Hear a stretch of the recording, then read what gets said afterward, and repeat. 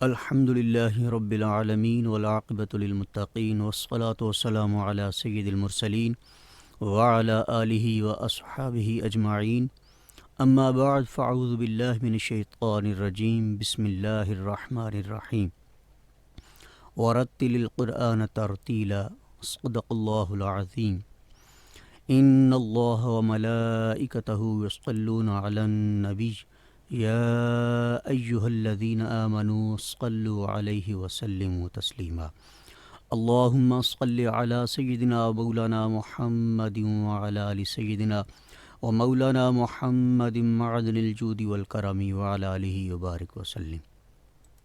View FM 96.6 کے plate form سے آپ کا میزبان قاری محمد طاہر عباس حاضر خدمت ہے، آپ کو خوش آمدید کہتا ہے۔ الحمدللہ، اللہ پاک کا کروڑا شکر ہے کہ ویو FM 96.6 کو اللہ پاک نے یہ سعادت بخشی ہے کہ آپ تک ہواؤں کے دوش پر قرآن سیکھنے اور سکھانے کا موقع فراہم کیا۔ سامعین گرامی، ہمارے رابطے کا نمبر ہوا کرتا ہے 0334 1966 966، اور آپ ہمیں یوٹیوب اور فیس بک پر بھی جوائن کر سکتے ہیں ویو FM 96.6 پہ۔ سامعین اکرام، ورتل القرآن ترتیلا، اس سے صاف بات واضح ہو جاتی ہے کہ یہ نص قطعی ہے، اور نص قطعی اسی کو کہتے ہیں، اسی حکم کو کہتے ہیں کہ جو اللہ کریم نے قرآن میں فرمایا ہے، جیسے وضو کا حکم فرمایا ہے، نماز کا حکم فرمایا ہے، زکوٰۃ کا حکم فرمایا ہے، تو اسی طرح قرآن کو خوب ٹھہر ٹھہر کر سمجھ کر پڑھنے کا بھی حکم فرمایا ہے۔ سامعین محترم، ٹھہر ٹھہر کر اور خوب سمجھ کر پڑھنے سے مراد قرآء کرام نے اور مجودین نے جو لی ہے وہ یہی کہ خوب قواعد تجوید و قرات کو ملحوظ رکھ کر پڑھا جائے، تلاوت کیا جائے، اور تجوید و قرات کے قواعد و ضوابط کے خلاف نہ پڑھا جائے۔ لہٰذا ہمیں یہ بات غور میں لانی ہے کہ تلاوت قرآن کریم کا کرنا کوئی معمولی سی بات نہیں ہے۔ یہ اللہ کا کلام ہے، اور اللہ تعالیٰ کا کلام اسی طرح ہی نازل ہوا ہے تجوید و قرات کے ساتھ، اور ہمیں بھی اسی طرح پڑھنے کا، تلاوت کرنے کا حکم ہے۔ اس حکم سے ہم کسی طرح سے بھی منحرف نہیں ہو سکتے۔ حاضرین گرامی قدر، علماء تجوید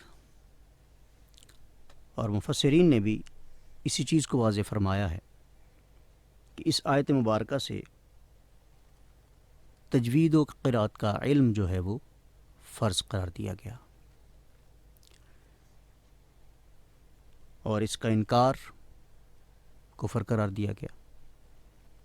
یعنی جو شخص سمجھتا ہے کہ علم تجوید کے بغیر قرآن تلاوت کی جا سکتی ہے، یعنی علم تجوید نہ بھی سیکھا جائے تو کوئی بات نہیں، تو اس شخص نے اس نص قطعی کا انکار کیا ہے، کیونکہ نص قطعی تو خوب واضح ہے کہ قرآن کو خوب ٹھہر ٹھہر کر اس کے قواعد و ضوابط کو ملحوظ رکھ کر پڑھا جائے، تلاوت کیا جائے۔ حق کا تلاوتی کہ جو لفظ آئے ہیں وہ یہی ثابت کرتے ہیں۔ سامعین محترم، آج ہمارے ساتھ اس کلاس میں پارٹیسپیٹ کرنے والے طلباء، جس میں پہلے نمبر پر محمد زبیر الحسن اور دوسرے نمبر پر محمد احمد السدیس تشریف رکھتے ہیں، تو اس سبق میں وہ بھی شامل ہوں گے اور آپ سب لوگ بھی شامل ہیں۔ تو یہ پروگرام قرآن لرننگ کلاسز جو کہ ویو FM 96.6 کے پلیٹ فارم سے آپ سماعت فرما رہے ہیں، اور رابطہ نمبر جو کہ میں نے عرض کیا 0334 1966 966، اس پر آپ کال کر سکتے ہیں، SMS کر کے سوال کر سکتے ہیں، کچھ بھی پوچھنا چاہیں تجوید و قرات کے حوالے سے تو آپ پوچھ سکتے ہیں۔ قرآن سیکھنا، جہاں تک لفظ سیکھنا کی بات ہے تو اس میں تلاوت قرآن کریم کے قواعد و ضوابط سیکھنا بھی مراد ہے، اس کو سمجھنا مراد بھی ہے، اس کے تمام احکام کو سیکھنا بھی مراد ہے۔ تو تمام تر تقاضے جو ہیں وہ اس میں آ جاتے ہیں۔ کیوں؟ اس لیے کہ غور طلب بات یہ ہے کہ جب ہم نے یہ جان لیا کہ قرآن ہمارے لیے ہی نازل ہوا، ہماری تعلیم و تربیت کے لیے نازل ہوا ہے، تو پھر ہمیں سمجھ لینا چاہیے کہ قرآن جو ہے وہ اللہ تعالیٰ کی نازل کردہ کتاب، اس کو سیکھنا، اس کو پڑھنا کس قدر لازم ہے۔ احادیث مبارکہ میں حضرت ابو ہریرہ رضی اللہ عنہ بیان کرتے ہیں کہ حضور نبی کریم رؤوف الرحیم صلی اللہ تعالیٰ علیہ وآلہ وسلم نے فرمایا، جو شخص اپنی جوانی میں قرآن سیکھتا ہے،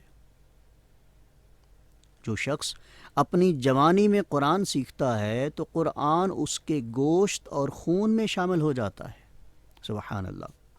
اور فرمایا کہ جو شخص اس کو بڑی عمر میں سیکھتا ہے، یعنی پختگی میں سیکھتا ہے، جبکہ وہ قرآن اس کے ذہن سے بڑھاپے کی وجہ سے نکل جاتا ہے، لیکن وہ شخص اسے چھوڑتا نہیں تو اس کے لیے دگنا اجر ہے۔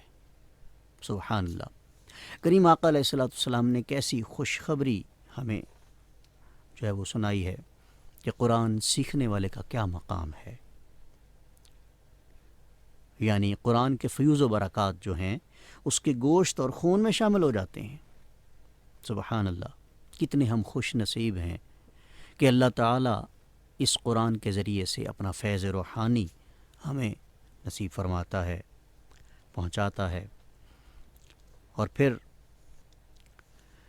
حضرت عاصم بن کلیب اپنے والد سے روایت کرتے ہیں کہ حضرت علی بن طالب رضی اللہ عنہ نے مسجد میں لوگوں کے قرآن پڑھنے اور پڑھانے کی آوازیں سنی تو آپ رضی اللہ تعالی عنہ نے فرمایا، انہیں مبارک ہو، یہ وہ لوگ ہیں جو سب سے زیادہ حضور نبی کریم صلی اللہ علیہ وآلہ وسلم کو پسند تھے۔ سبحان اللہ۔ یعنی کریم آقا علیہ الصلوۃ والسلام نے قرآن پڑھنے اور پڑھانے والوں کو پسند فرمایا ہے۔ جیسے پہلے حدیث مبارکہ میں، پہلے پروگرام میں نے پڑھی تھی کہ کریم آقا علیہ الصلوۃ والسلام نے سب سے بہتر فرمایا ہے، سب سے بہتر فرمایا ہے کس کو؟ قرآن سیکھنے اور سکھانے والے کو۔ تو سامعین محترم، کتنی خوش نصیبی ہے ہمارے لیے۔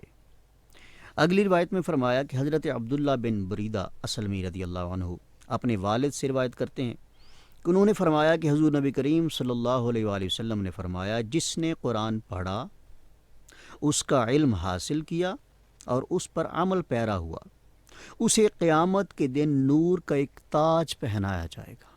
سبحان اللہ۔ جس کی روشنی سورج کی روشنی کی طرح ہوگی، اور اس کے والدین کو دو ایسے حلے یعنی ایسے خاص لباس پہنائے جائیں گے کہ ساری دنیا بھی ان کی قیمت کے برابر نہ ہوگی۔ سبحان اللہ۔ اور پھر فرمایا کہ وہ عرض کریں گے کہ ہمیں یہ لباس کس وجہ سے پہنایا گیا ہے؟ تو انہیں جواب دیا جائے گا، اس لیے کہ تمہارے بیٹے نے قرآن پڑھا اور اس پر عمل کیا تھا۔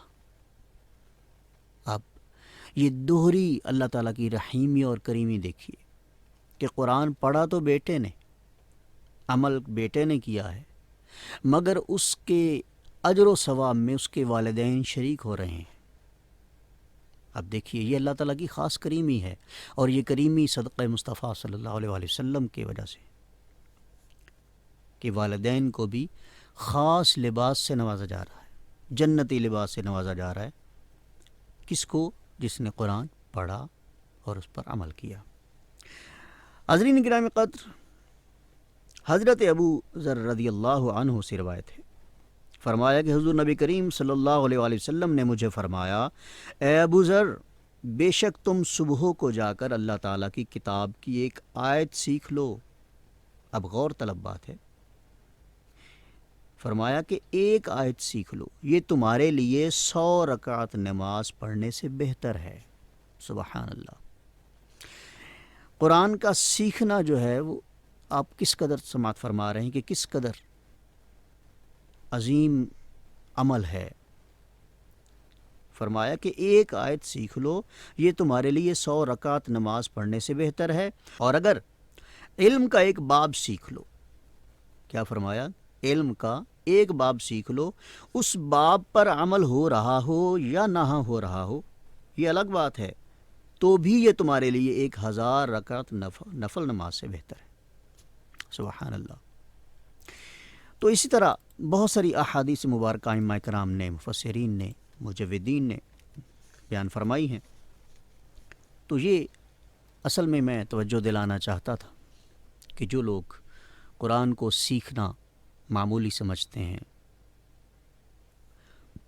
تو وہ یہ جان جائیں کہ جہاں بقیہ علوم و فنون سیکھنا وہ ضروری سمجھتے ہیں، لازم سمجھتے ہیں، دنیاوی تقاضوں کے مطابق سمجھتے ہیں، تو وہاں ان کو یہ سمجھ لینا چاہیے کہ قرآن کا سیکھنا کس قدر لازم و ملزوم ہے، اور اللہ تبارک تعالیٰ نے نص قطعی میں یعنی کہ قرآن میں واضح حکم فرما دیا۔ غور تو یہ کرنا ہے کہ جہاں آپ تمام علوم و فنون سیکھ رہے ہیں وہ بھی قرآن سے ماخوذ ہیں، کوئی ایسا علم نہیں ہے جو قرآن میں موجود نہیں ہے۔ وہ الگ بات ہے کہ ہمیں اس میں غوطہ زن ہونا ہے، کیونکہ قرآن تو بحر بے کنار ہے، تو جب تک ہم اس میں غوطہ زن نہیں ہوتے تو ہمیں وہ علوم و فنون، وہ جواہر کیسے مل سکتے ہیں؟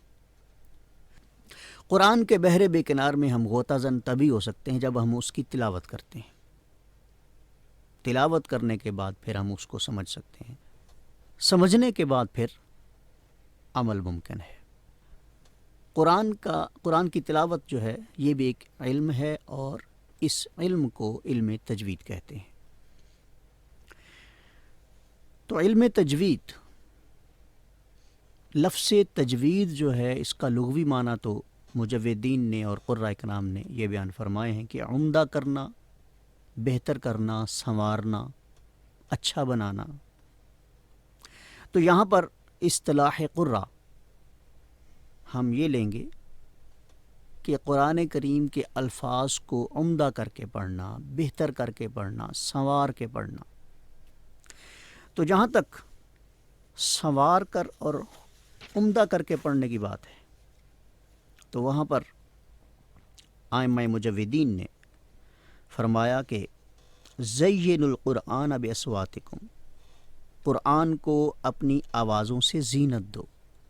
سبحان اللہ۔ اور پھر فرمایا کہ رحمت عالم نور مجسم، شاہ بنی آدم، شفیع امم، رسول کریم صلی اللہ علیہ وآلہ وسلم کا فرمان معظم ہے، لکل شیء حلیۃ وحلیۃ القرآن حسن الصوت، کہ ہر چیز کے لیے ایک زیور ہے، اور قرآن کریم کا زیور خوبصورت آواز میں اسے پڑھنا ہے۔ حضرت سیدنا برا بن عازب رضی اللہ تعالیٰ عنہ سے روایت ہے کہ نبی کریم رؤوف الرحیم صلی اللہ تعالیٰ علیہ وآلہ وسلم نے فرمایا، حسنوا القرآن باصواتکم فإن الصوت الحسن یزید القرآن حسنا۔ قرآن کریم کو اپنی آوازوں سے خوبصورت کر کے پڑھو، اس کے لیے اچھی آواز قرآن کے حسن میں اضافہ کرتی ہے۔ قرآن خود تو ویسے حسین ہے، قرآن بھی حسین ہے، صاحب قرآن بھی حسین ہے، مگر جب ہم نے صاحب قرآن کا ذکر کرنا ہے تب بھی انداز حسین ہو، طریقہ حسین ہو، احسن ہو، کیونکہ اللہ جمیل و یحب الجمال، اللہ تعالی خود بھی خوبصورت ہے اور خوبصورتی کو پسند فرماتا ہے۔ تو یقیناً جو خدا خود خوبصورت ہے تو وہ ہر عمل میں خوبصورتی پسند فرماتا ہے، چاہے وہ قرآن کی تلاوت کرنا ہو، نماز کا پڑھنا ہو۔ جیسے نماز میں خشوع و خضوع کا حکم ہوا کہ خوب خشوع و خضوع کے ساتھ پڑھو۔ اب اس کا مطلب کیا ہے کہ خوب دل جمعی کے ساتھ اللہ کی طرف دھیان دے کر، رجحان کر کے، کیونکہ نماز کے ذریعے تم اللہ تعالیٰ سے ملاقات کر رہے ہو، تو ظاہری بات ہے اتنی بڑی ذات سے تمہاری ملاقات ہو رہی ہے، تو اس میں پھر ادب، احترام اور یکسوئی جو ہے وہ لازم و ملزوم ہے۔ تو اس لیے فرمایا کہ قرآن کو اللہ عز و جل نے تجوید کے ساتھ نازل فرمایا۔ قرآن مجید پڑھنے والوں پر یہ بات فرض ہے کہ قرآن کریم کی قرأت شروع کرنے سے پہلے یہ جان لیں کہ مخارج الحروف والصفات لیلفظوا بافصح اللغات، حروف تہجی کے مخارج اور صفات تاکہ وہ فصیح تر لغت کے مطابق تلفظ کر سکیں۔ تو ثابت یہ ہوا کہ ہم ہر حرف کی ادائیگی، اس کی آواز یعنی اس کا مخرج جب تک نہیں جانیں گے تب تک ممکن نہیں ہے کہ ہم کسی حرف کو پڑھ سکیں، تلاوت کر سکیں۔ تو جیسے وعید بھی آئی ہے کہ قرآن کریم کو خلاف تجوید تلاوت کرنا گناہ کبیرہ ہے۔ اب یہاں پر اس بات کو قراء کرام نے لحن کا نام دیا ہے۔ لحن لفظی طور پر تو ایک فارسی کا لفظ ہے جس کا معنی آواز ہے، مگر قراء کرام نے اصطلاح کے طور پر یہاں پہ غلطی مراد لیا ہے کہ قرآن کریم کی تلاوت میں لحن جو ہے، غلطی، یہ حرام ہے۔ یعنی ایسی غلطیاں جن سے حرف بدل جاتا ہے، معنی بدل جاتا ہے، مفہوم بدل جاتا ہے، بالکل سب کچھ بدل جاتا ہے، یعنی وہ تحریف ہو جاتی ہے، تو ایسے عمل کو، ایسی چیز کو قراء کرام نے حرام فرمایا ہے۔ اب ہم آتے ہیں کہ لحن کتنے قسم کی ہے۔ لحن 2 قسم کی قراء کرام نے فرمائی ہے۔ عامہ مجودین نے 2 قسم کی لحن کے بارے میں فرمایا ہے کہ 2 قسم کی غلطیاں جو ہیں وہ لحن کہلاتی ہیں، لحن جلی اور لحن خفی۔ سمجھ رہے ہیں بات؟ لحن جلی جو ہے وہ بڑی غلطی کو قرار دیا گیا ہے، اور لحن خفی چھوٹی غلطی کو۔ ٹھیک ہے، لحن جلی سے مراد کہ حرف سے حرف کا بدل جانا، ٹھیک ہے، یعنی عین کو آپ نے پڑھنا تھا تو آپ نے اس کی جگہ حمزہ کی آواز سے پڑھ دیا، آپ نے ہا کو پڑھنا تھا آپ نے ہا پڑھ دیے، اسی طرح آپ نے قاف کو پڑھنا تھا تو آپ نے کاف پڑھ دیا۔ ٹھیک ہے، تو یوں حرف حرف سے بدل جاتا ہے۔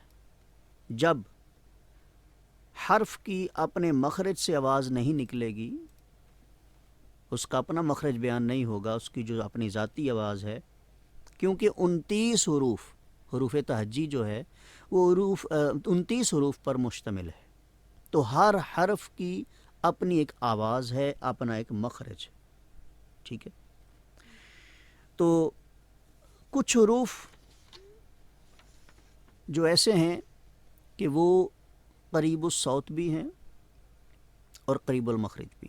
یہ آگے انشاءاللہ العزیز اگلے پروگرام میں یہ وضاحت کروں گا اور تفصیل سے کہ کون سے ایسے حروف جو قریب الصوت ہیں، یعنی آواز کے اعتبار سے قریب قریب پائے جاتے ہیں، اور کون سے ایسے حروف ہیں کہ جن کا مخرج جو ہے وہ قریب قریب پایا جاتا ہے۔ سامعین محترم، یہ programme online Quran learning classes آپ سماعت فرما رہے ہیں ویو FM 96.6 کے پلیٹ فارم سے۔ آپ ہم سے رابطہ کر سکتے ہیں 0334 1966 966 پہ، اور آپ ہمیں جوائن کر سکتے ہیں یوٹیوب اور فیس بک پر بھی، ویو FM 96.6 پر۔ اس پروگرام میں شامل ہونے کے لیے آپ ہم سے رابطہ کر سکتے ہیں 0334 1966 966، اور یوٹیوب پہ آپ جوائن کر سکتے ہیں ویو FM 96.6 کے۔ سامعین محترم، میں عرض کر رہا تھا کہ علم تجوید میں ہم حروف کے حوالے سے بات کرتے ہیں کہ حروف کی ادائیگی کس قدر ممکن ہے اور کس حرف کو ہم نے کیسے ادا کرنا ہے۔ تو ہر حرف کو ہم نے اپنے اپنے مخرج اور اپنی اپنی آواز سے ادا کرنے کی کوشش کرنی ہے۔ تو عربی زبان کے جو حروف تہجی ہے وہ 29 حروف پر مشتمل ہے، اور اس میں جو ہندی حروف ٹے، ڈال، ڑے وغیرہ ہے وہ شامل نہیں ہوتے، اور کچھ فارسی کے حروف ہیں، پے، چے، یویں، گاف وغیرہ، یہ فارسی کے حروف ہیں۔ تو ان کے علاوہ جملہ حروف تینوں زبانوں میں مشترک ہیں۔ تو جو 29 حروف ہم لے رہے ہیں ان کو انشاءاللہ العزیز ہم آگے لے کر چلیں گے، اور مخارج کے اعتبار سے اور صفات کے اعتبار سے ان پر بحث ہوگی انشاءاللہ العزیز۔ ان مقامات کا پتہ لگانا ضروری ہے جہاں سے یہ حروف ادا ہوتے ہیں اور جنہیں ہم علم تجوید میں مخرج کہتے ہیں۔ حاضرین گرامی قدر، یہاں پہ مخارج کے اعتبار سے 5 ابواب قرآء کرام نے، ائمہ مجودین نے قائم فرمائے ہیں، اور ان 5 ابواب میں 17 مخارج، مختلف اقوال ہیں لیکن معتبر قول 17 مخارج کے حوالے سے ہی ہے۔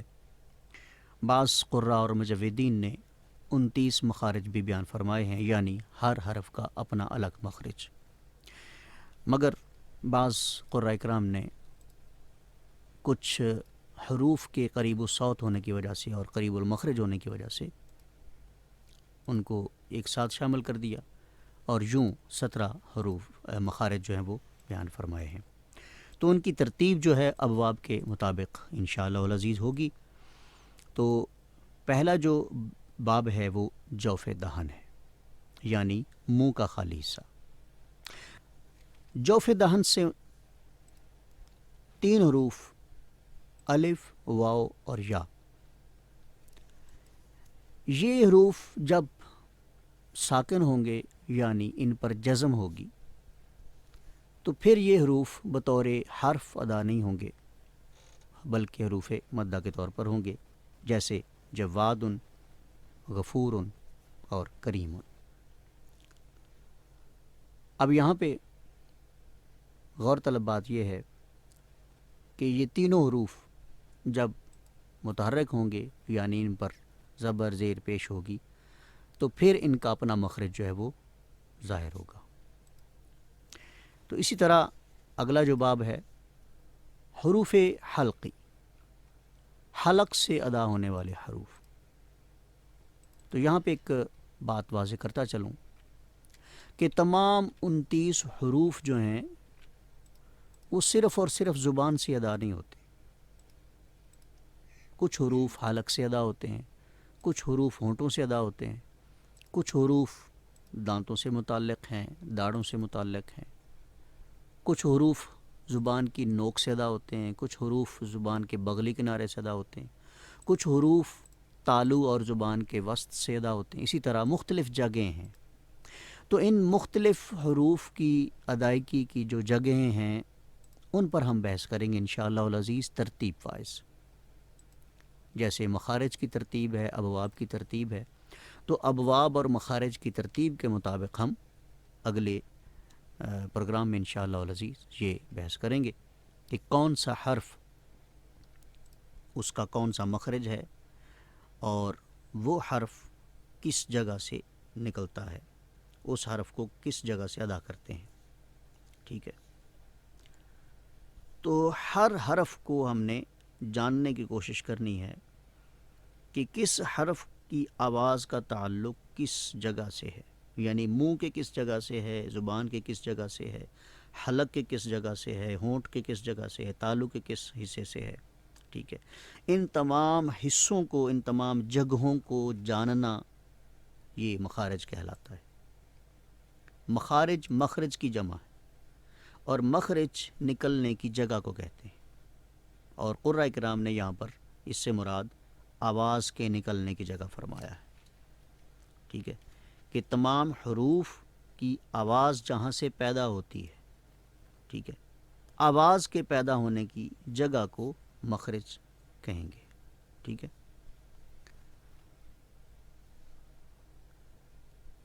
آگے پھر فرمایا لسان.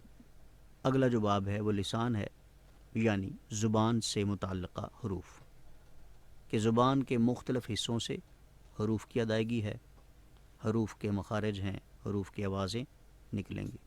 تو پہلا جو باب ہے وہ جوف دہن، اور دوسرا باب حروف حلقی، یعنی حلق سے ادا ہونے والے حروف، اور تیسرا باب باب اللسان، یعنی زبان سے ادا ہونے والے حروف. تو ہم آتے ہیں پہلے باب کی طرف.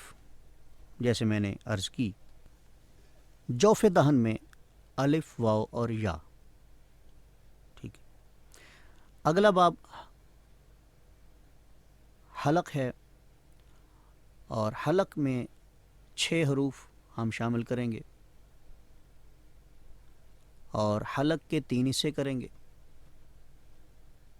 اقصی حلق، وسط حلق اور ادنی حلق. ان تینوں حلق کے حصوں میں 6 حروف ہم شامل کریں گے، یعنی 6 حروف حروف تہجی میں سے ہم لیں گے، اور وہ حروف ہم حلق کے ان تینوں حصوں سے ادا کرنے کی کوشش کریں گے.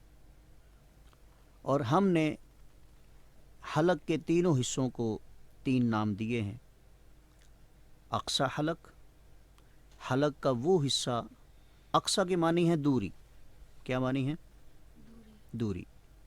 اقصی حلق کا وہ حصہ جو سینہ کے قریب ہے، جو سینہ سے ملتا ہے. ٹھیک ہے. اس حلق کے حصے کو کیا کہیں گے؟ بولیے. اقصی حلق. کیا کہیں گے؟ زور سے بولیے.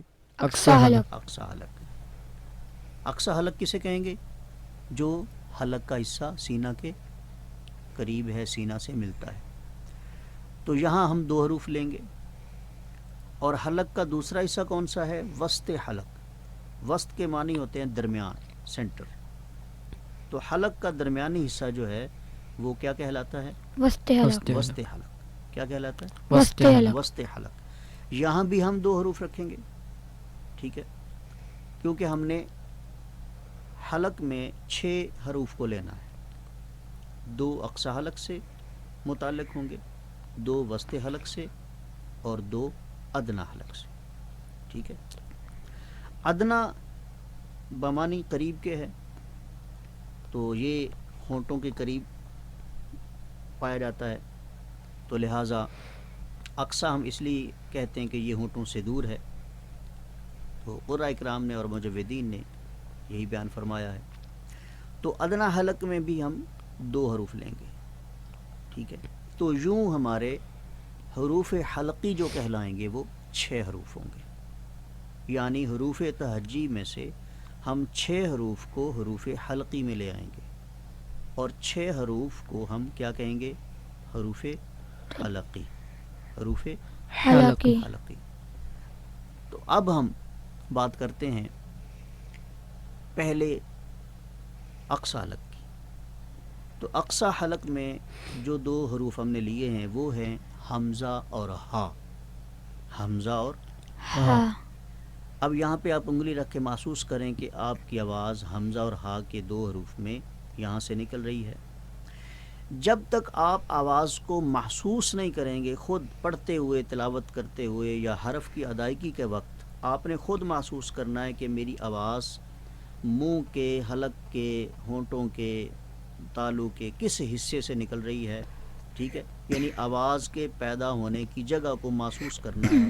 محسوس یہ کرنا ہے کہ میری آواز وہاں سے نکل رہی ہے. تو تب آپ کو اس حرف کے مخرج کا پتہ چلے گا. ٹھیک ہے, تب آپ جان پائیں گے کہ اس حرف کا مخرج کون سا ہے. ٹھیک ہے, جب آپ پڑھتے ہوئے تلاوت کرتے ہوئے آواز پر توجہ نہیں دیں گے, دھیان نہیں دیں گے کہ میری آواز کہاں سے نکل رہی ہے, تو پھر آپ مخرج کا پتہ نہیں چلا سکیں گے. ٹھیک ہے, پھر آپ مخرج کے حوالے سے نہیں جان سکیں گے کہ کس حرف کا مخرج کیا ہے. ٹھیک ہے, تو جیسے میں اب یہاں پہ حروف حلقی کی بات کر رہا ہوں, اور حروف حلقی میں ہم نے کتنے حصے کیے ہیں؟ 6. 3. ٹھیک ہے, 2 ہم نے تقسیم کیے ہیں. 6 حروف تھے نا, تو 6 حروف کو ہم نے 3 حصوں میں تقسیم کر دیا. ٹھیک ہے, 2 اقصی حلق کے لیے, 2 وسط حلق کے لیے, اور 2 ادنی حلق کے لیے.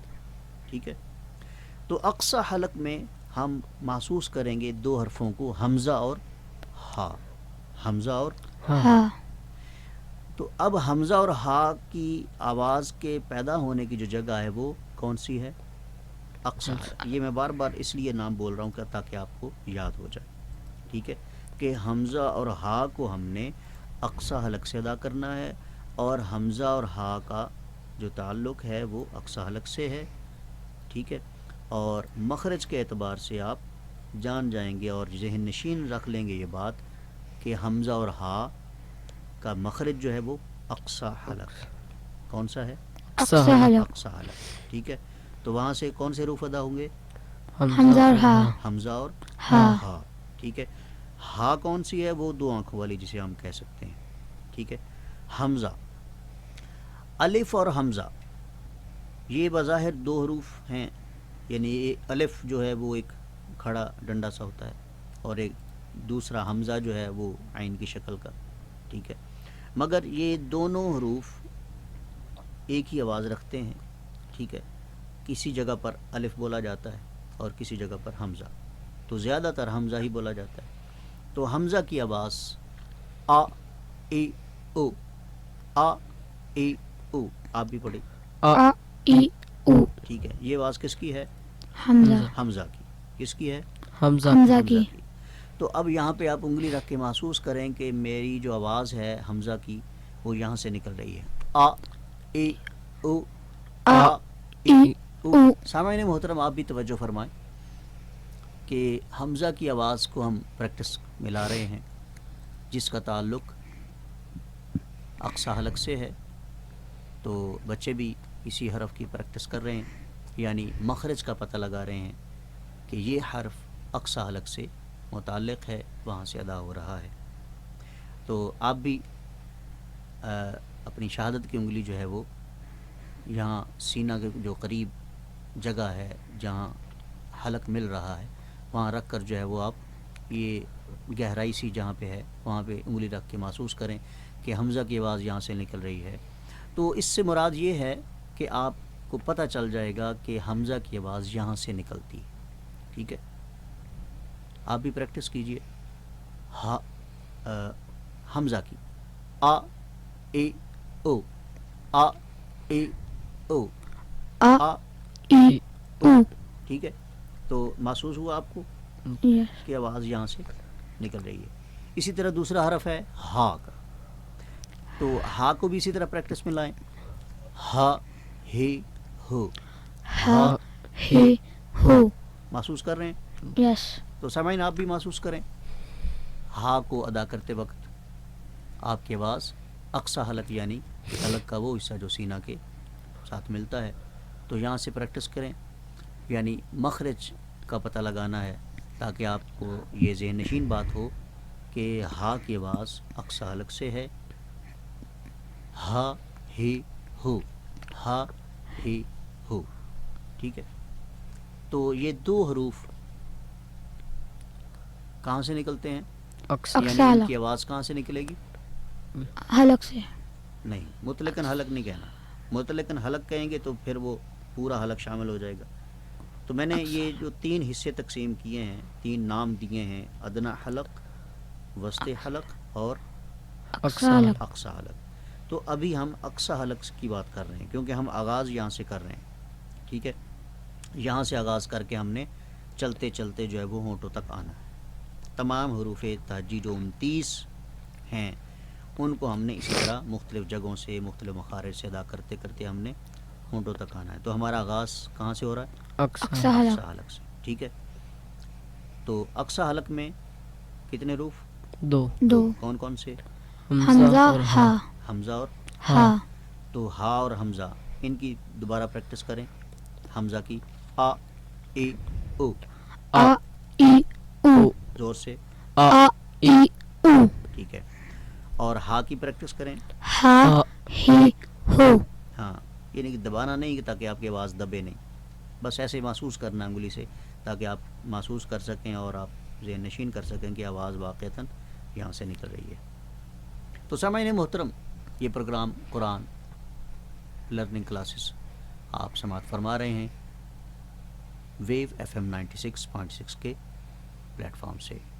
آپ اس نمبر پر رابطہ کر سکتے ہیں 0334 1966 966.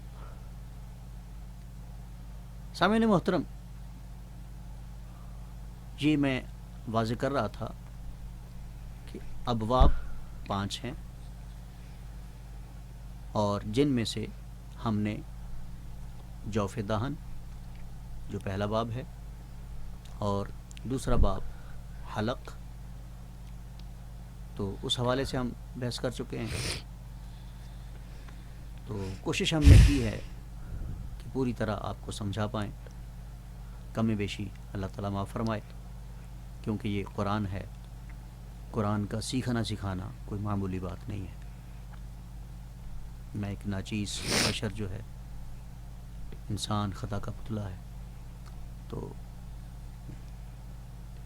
لہٰذا کوشش میں بھی کروں، آپ بھی کریں کہ یہ اللہ کا کلام جتنا زیادہ ہو سکے بہتر سے بہتر انداز میں پڑھا جائے، اچھے اور عمدہ. کیونکہ تجوید کے معنی آپ نے کیا سماعت فرمائے ہیں بیٹا؟ آپ بتائیں. تجوید کے معنی عمدہ کرنا، کھڑا کرنا اور بہتر کرنا. یہ آپ ذہن نشین کر لیں. لفظ تجوید، یہ لفظ تجوید کا لغوی معنی ہے. کیا معنی ہے؟ عمدہ کرنا، عمدہ کرنا، بہتر کرنا اور سنوارنا. کیا کرنا؟ بہتر کرنا اور سنوارنا. یعنی یہاں پہ عمدہ کرنا، بہتر کرنا اور سنوارنے سے مراد کیا ہے کہ قرآن کریم کے الفاظ کو آپ نے خوبصورت انداز میں ادا کرنا ہے. ٹھیک ہے، ان کی ادائیگی میں خوبصورتی ہو اور زینت کے ساتھ تلاوت کرنے کا حکم ائمہ کرام نے اور مجویدین نے بھی فرمایا ہے. زین القرآن باصواتکم، کہ قرآن کو سنوارو سجاؤ اپنی آوازوں کے ساتھ. تو آپ کا میزبان قاری محمد طاہر عباس. قرآن لرننگ کلاسز کا پروگرام روزانہ آپ سماعت فرما سکیں گے دن میں 4 سے 5 بجے تک. جی سامعین محترم، یہ کچھ حروف کی ہم بات کر رہے تھے اور اس پریکٹس میں آپ نے دیکھا کہ الگ الگ حرف کی ہم نے آواز نکالنے کی کوشش کی اور بچوں نے بھی پریکٹس کی.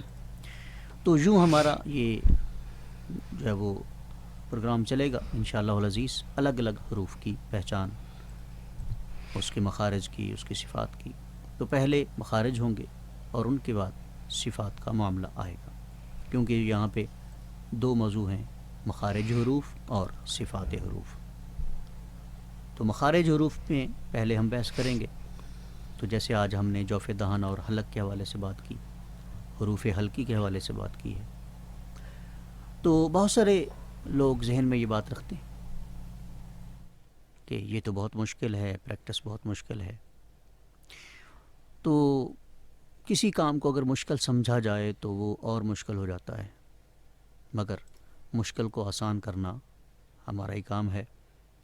تو من جدہ وجدہ، یا آقا علیہ السلام کی حدیث پاک ہے کہ جس نے کوشش کی اس نے پا لیا. تو یقیناً ہم انشاءاللہ بھرپور کوشش کریں گے تو اللہ کریم اپنی رحمت فرمائے گا، فضل و کرم فرمائے گا کہ ہم اچھا اور بہتر قرآن پڑھنے والے بن جائیں گے. جی سامعین محترم، جن بچوں نے ہمارے ساتھ کلاس میں شرکت کی، محمد زبیر الحسن اور محمد احمد السدیس، انشاءاللہ العزیز اگلے پروگرام سے میں بھی یہ ہمارے ساتھ رہیں گے.